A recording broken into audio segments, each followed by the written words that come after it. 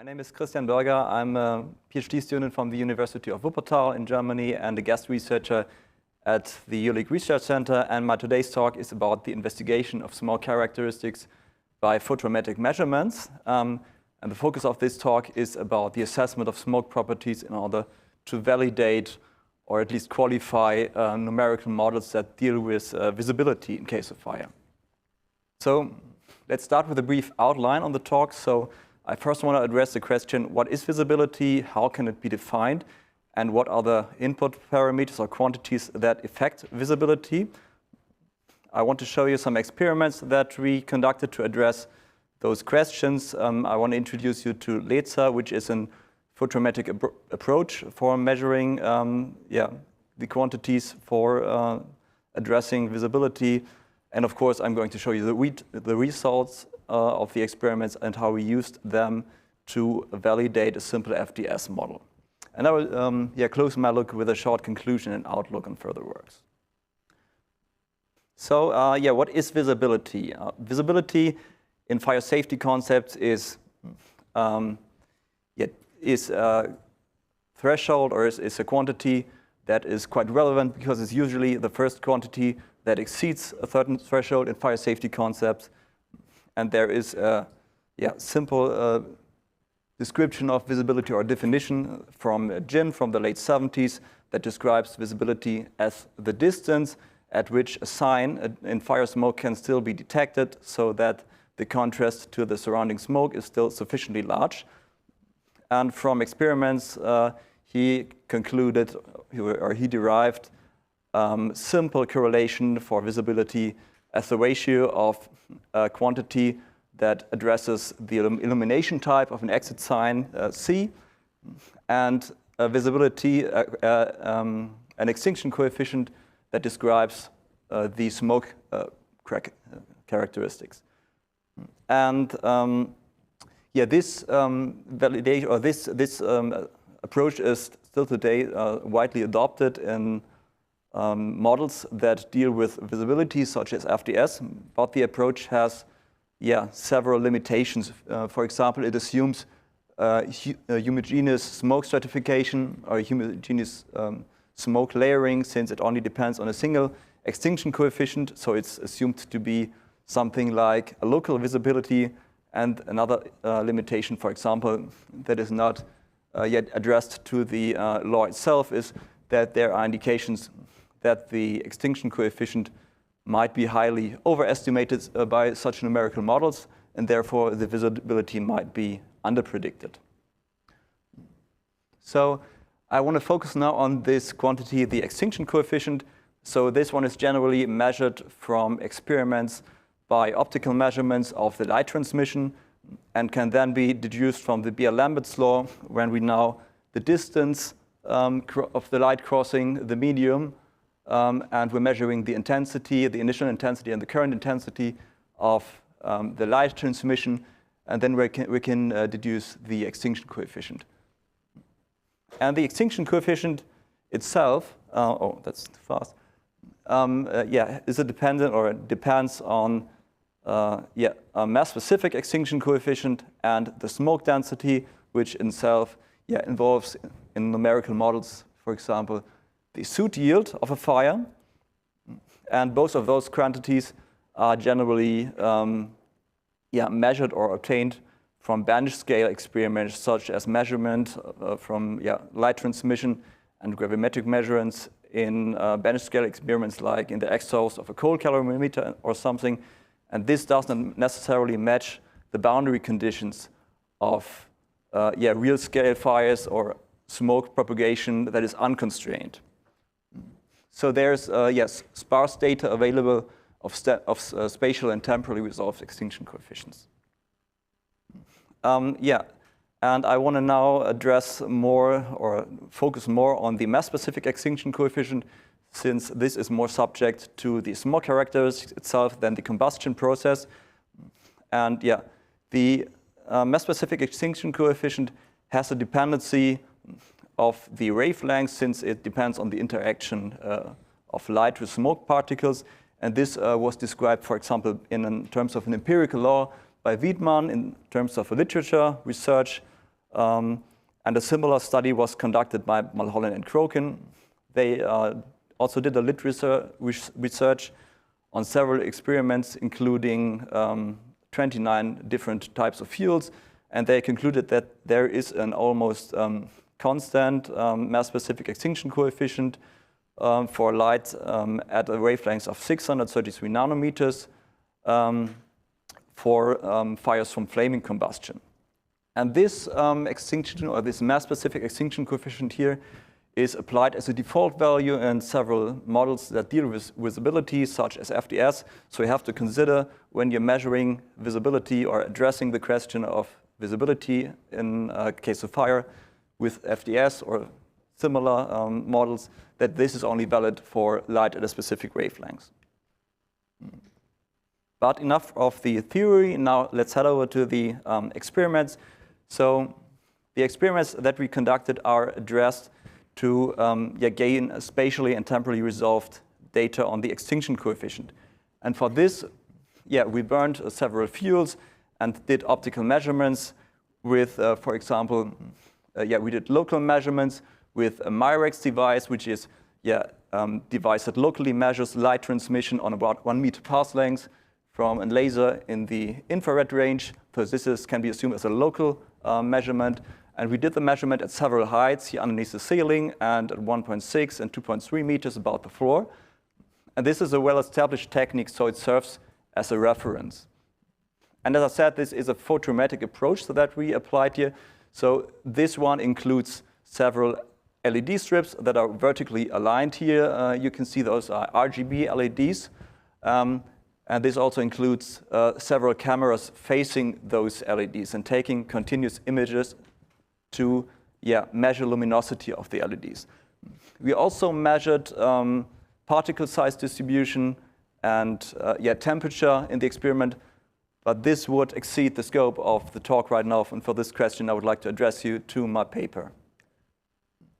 So we investigated different kinds of fuels, so 3 types of fuels, which is, according to the EN54 standard. This is the standard for smoke detection systems. There is the TF5 n-heptane pool fire, which is a flaming fire with a high buoyancy that produces generally black smoke.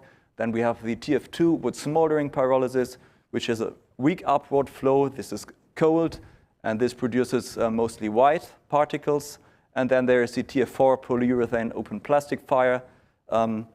This is, again, this has a high temperature and a strong upward flow, and also produces mostly black particles. But I want to now concentrate on the first 2 types of fires. So as I said, the Myrex system that we applied for measuring light transmission or computing the extinction coefficient serves as a reference since it's a well-established system. And we used this to address the question of repeatability of our experiments. And when you see here the extinction coefficient on a temporal scale for the TF5 and the TF2 fire from 17 and 9 datasets, you see the mean value and the standard deviation here. You see that there is a quite good reproducibility. We see a very good reproducibility or low deviation during the burning phase of the fire. And then when the fire is out, the deviation increases. And then, after the smoke stays for some time in the laboratory, the ventilation system is turned on and the data acquisition is stopped at some point. The increase of the deviation here at this point can be attributed to the loss of the buoyancy when the boundary conditions, like the temperature of the walls, tend to have a higher impact on the smoke propagation within the laboratory. So that the smoke propagation is more influenced by the temperature. And you can see here that there is a kind of low reproducibility or a high deviation over the whole experiment. And this is due to the cold pyrolysis and the weak upward flow. How does our photometric approach work? So this is called LEDSA, which is an acronym for LED smoke analysis. And yeah, this procedure has been applied in former experiments, but now we kind of qualified or validated the approach. And for that, we put a single DSLR camera here right next to one of those Myrex devices, and then also an LED strip on a 1 meter path length, so it covers the same measuring distance as the Myrex device. And then you can see here, you can see that the extinction coefficient that we're measuring with the laser approach, so we're measuring the extinction coefficient or the transmission on a single red LED, and then narrowing the path length and measuring the intensity, we can compute the extinction coefficient. This is higher than the extinction coefficient computed or measured by the Myrex device. And this is this can be attributed to the dependency of the wavelengths. And because of that, we calculated the ratio based on the correlation on the law, on the empirical law by Wiedmann, and scaled the measurements of laser down. And then we see that both measuring techniques match kind of well. But how is the transmission actually measured from the LED? So the camera sensor is covered by kind of mosaic filter pattern, the Bayer pattern that you can see here. And in the first step, the image has to be split up in the 3 color channels here by the position of the individual pixels. So we can derive a picture or an image for the red, the green, and the blue color channel of the image. And then we have to scale the sensor readings to get actual pixel data by the black level and the saturation of the sensor, and then scale it back to the target to get a target integer value. And then the intensity of the LED is computed as the accumulated pixel value within a 20 by 20 pixel array surrounding each LED. And from that, we can compute something that we call the experimental intensity, IE, which is the ratio of the current measured intensity to the initial intensity that is obtained by measurements before the experiment or before the ignition of the fire. So now we want to extend our measurements of the extinction coefficient to a 2-dimensional scale. And for that, we spatially discretized our laboratory by a layer model. And in this layer model, we assume that we have horizontal smoke layers, each described by a homogeneous smoke or by homogeneous smoke density and a single unique extinction coefficient. And from this assumption, we can build up a model for something that we call the model intensity, which is basically based on the Beer-Lambert law. Again, here you see a line of sight integration from the camera sensor to the individual LEDs, taking into account the extinction coefficients within the layers and the distance, the path lengths within the individual layers. And now that we have a model for the intensity and we know the measured intensity from our experiments, we can set up a nonlinear system of equations that can be solved for a set of extinction coefficient by means of a coast function. So the coast function contains the L2 norm of the model and the experimental intensity, and then some part that serves the smoothness of the solution, and one part that enforces high or low values for the extinction coefficient when the intensity, for example, of an LED can barely be measured. But what is the outcome of that? So now we can, on a temporal scale, layer-wise measure or compute the extinction coefficient for different colors and therefore for different wavelengths. So we measured the peak wavelengths of the individual LEDs. We did this for single color LEDs and also for RGB LEDs.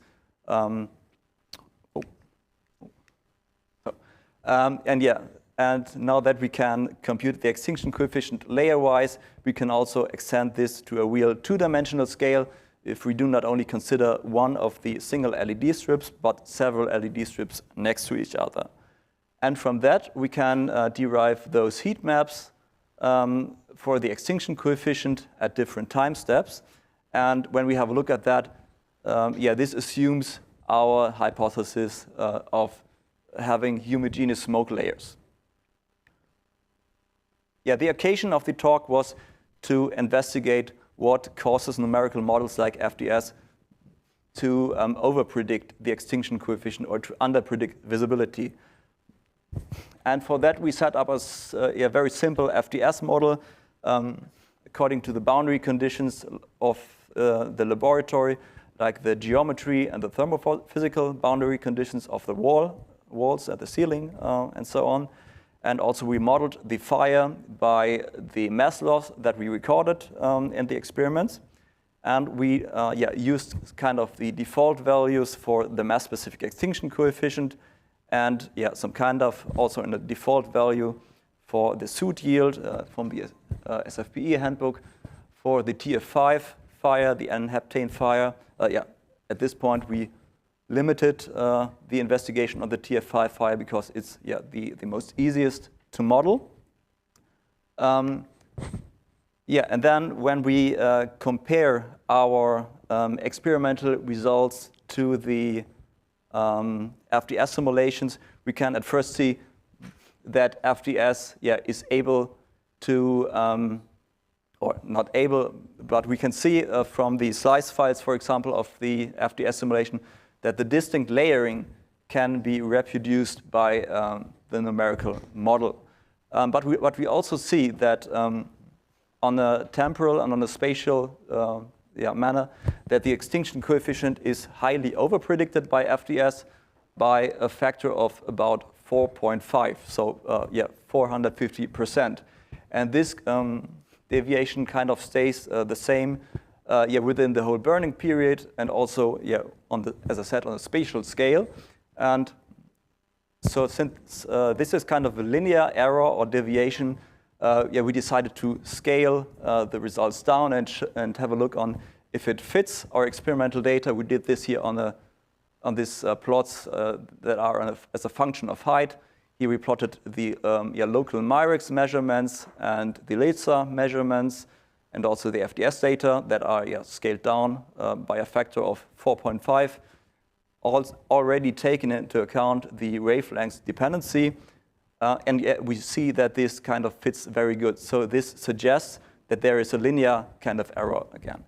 And having a look on the dependency of the extinction coefficient, this suggests that the fluid dynamics are computed correctly by FDS. So as long as the effects we did not take into account for simplification do not have major impacts. So we neglected effects like the agglomeration of particles and deposition in our model.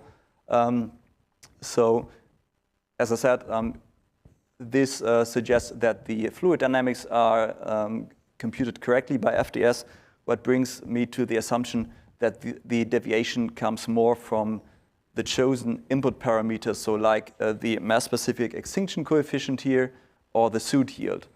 In the beginning I said those parameters are generally obtained from bench scale experiments, and the boundary condition of those measurements do not necessarily match those of an unconstrained real scale fire, but right now we cannot tell if the error or the deviation is attributed to one of those factors and to what extent it can be attributed to one of those factors. I think that's it. So let's close with a short conclusion and outlook. So to conclude, we saw that the experiments had a very good reproducibility. So especially the pool fires, not so much the smoldering fires, and these results can be assumed to be somehow valid because two independent measuring techniques show very similar results considering the wavelength dependency. And the qualification of our FDS model suggests that the error comes more from the chosen input parameters and not from the model itself. And maybe a bit off topic, but what is part of our future work is that we want to use the measurements of laser that we conducted at several colors, at several wavelengths, to deduce information about the particle size of the smoke. And for that, we also, as a reference, measured the particle size distribution as well. Yeah, then thank you for your attention. And now I'm looking forward for your questions. Thank you. Questions in the room? Eric.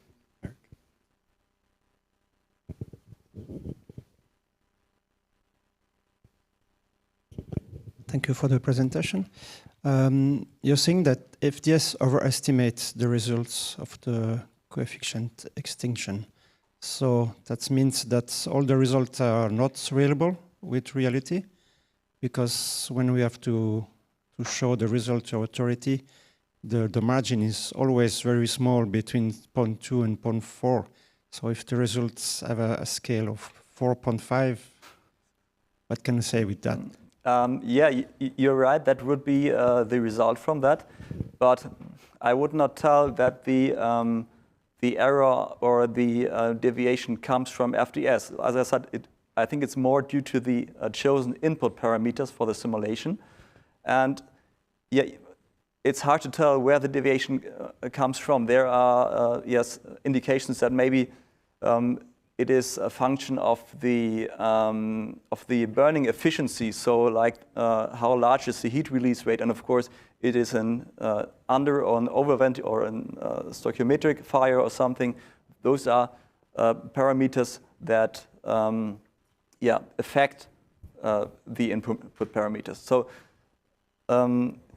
I want to raise awareness so that you should take into account that this is highly sensitive to those input parameters if you just chose kind of the default values of the model that are implemented into the model or that are maybe well established in literature or something. Yeah, the outcome is, you're right, that also your model would be highly ineconomical, for example. Okay. With that, we'll go to the next speaker. Thank you very much.